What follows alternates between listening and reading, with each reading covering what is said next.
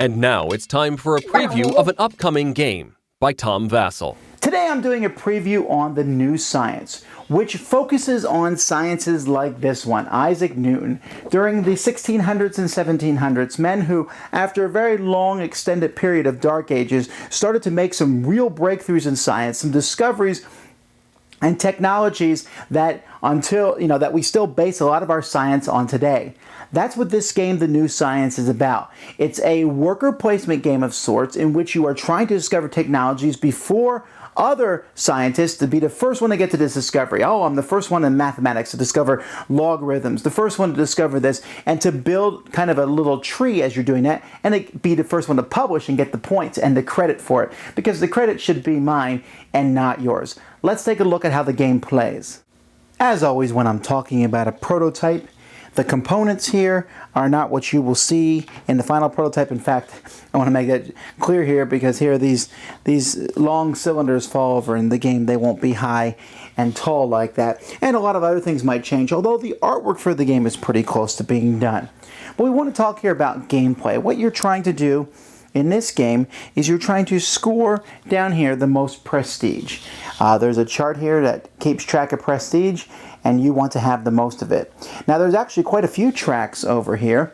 There's a turn order track, which is, goes to show who goes first. There's a rest track where you can get rest as the game progresses and use that rest. And then there's 4 other tracks where you keep track of your influence with the government, religion, enterprise, and science.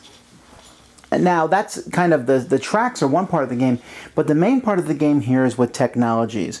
Now you only use these technologies in a 2 or 3 player game. Once you go to 4 or 5, you'll use these technologies. But each technology is going to be discovered during the game by someone, and we'll come back to that. But before we do that, let's take a look here at the different characters that come with the game. Each character that comes with the game is a famous scientist from this era. And this looks very complicated, but it's not. This is just a chart here on the side that shows the special abilities of all the other characters. It shows all the different stats that are on the board, so you don't have to look at the board, you can look at your sheet. And then it shows your own special abilities.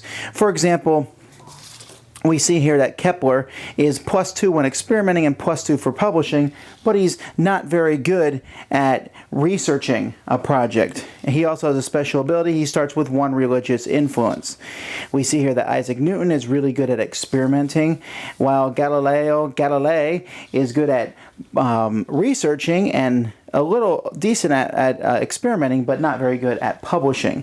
And so everyone has their own special ability, and what you're going to do is you will have 3 energy tokens, and you're going to be using these for each round of the game. Game rounds are very simple. Each round of the game, you're going to, in player turn order, players are going to put out these energy tokens in different spots on the board. Now some of them are closed if there's fewer players playing, but you put these energy tokens out on the board, and then you'll resolve them. You'll start from here in the top left and go over boom, boom, boom, boom, boom, until you've resolved all of them. And then if you'll add some cards here at the end of a turn after it's been resolved, 1 card in a 2 and 3 player game and 2 cards in a 4 player game. The cards are randomly selected. A certain amount of cards are pulled from these decks from each happening 1, happening 2, and happening 3. These cards are kind of a time track for the game. When the cards are out, the game is over, but these cards will also do other things. So let's talk about the different actions. The first action up here, when you put it in rest, when this action is resolved, whoever is first under the rest track here is going to go first next turn. So this is a way to change your turn order, otherwise turn order will stay the same.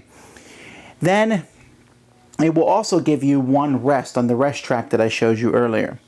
Anybody who puts their token here will get to keep the card or use the card. There are different various cards that come in this game. So let's take a look at some of these cards that come. There are cards that say effect. These cards don't affect anyone. For example, this one, it says astronomy discovers publish this turn, do not earn prestige. Other cards, though, will say play. Place your discovery marker on the experiment area of levels 1 and 2 biology. Whoever puts their token here is going to get that card. Other cards will say keep. You receive +1 bonus to research on biology and chemistry. You get to keep that card. Each character sheet has a spot for one card, so you can keep a card there. If you get another card, it will replace your kept card. So that's how cards work. Down here, you will get influence. If you put something here, you will just get an influence in the proper thing. You might get it here for an influence with the government, or religion, or enterprise, or science. The discovery actions are the meat of the game. They are going to correspond with the different technologies that are over here. You're trying to get different technologies because publishing a different technology will give you prestige. That's this number on the pipe. Gives you prestige. But before you can publish, you must first research, then experiment, then publish. To research, I need to take a research action. To experiment, an experiment action, and to publish. But I must do a research action first to get this token out here. Then I can move it up once I experiment, and then I can move it up farther once I publish my findings. Now, each of these things acts the same way. So, over here, when you put a cube down in one of these actions, you'll take it. So let's say I take a research action. Putting a cube down gives me 1 in a research action. There might be a bonus. Here's a +1. Here's a -1. My character sheet might give me more bonuses. And I can also always use rest. I can spend my rest from the rest track up here. So let's say I had 3 rests. I could spend 2 of that to add 2 to my research.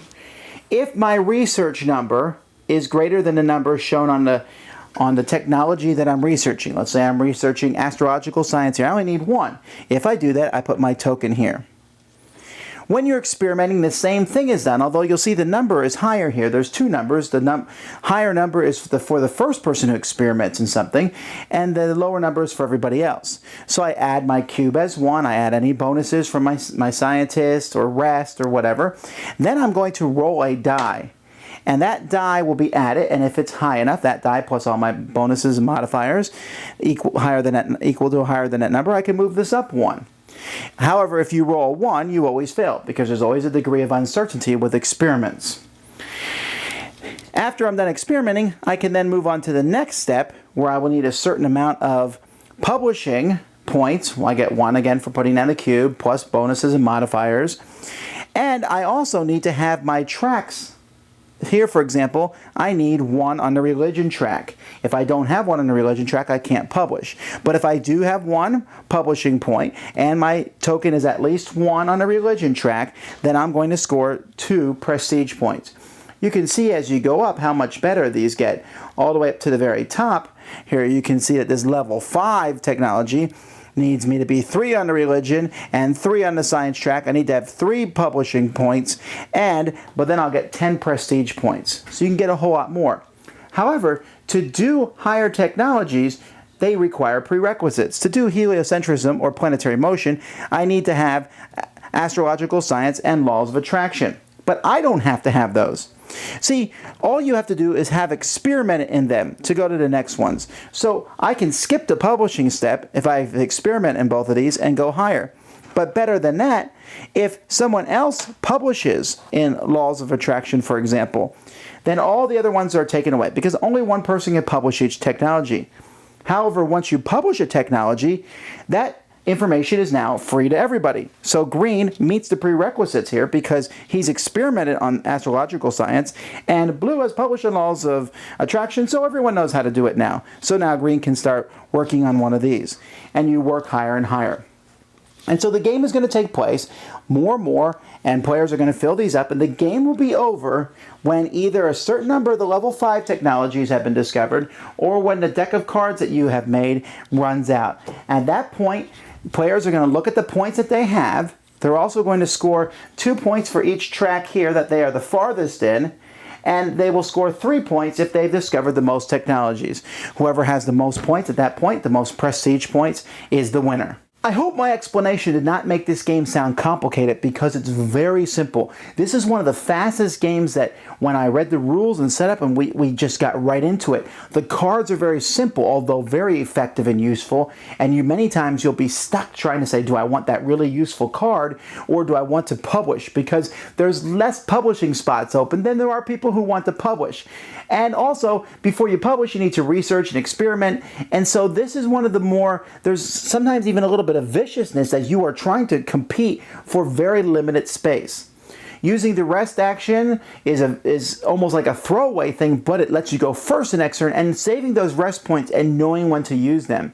It can be kind of brutal if you use all your rest points in an experiment and then roll a 1, but it's good to spread your fingers out and to try to build. You can shoot up to the top as fast as you can, skipping publishing at all, just experimenting and going up as fast as you can to get to the higher point values, but then you're leaving behind a lot of other experiments that other scientists will publish and get more points for. It can be a very tight, interesting game with a lot of back and forth, but it's not very involved. And because the deck of cards changes from game to game, you never really know what's going to happen in each round. So worker placement, a little bit of dice rolling in the game, and one that I found very fascinating, very interesting, and very fun. The theme really adds to this game, and so if you are interested in this, if you like this game, which takes maybe an hour and 10 minutes to play, a little bit longer than that, then right now I'll show you a link for Kickstarter and you can back this project.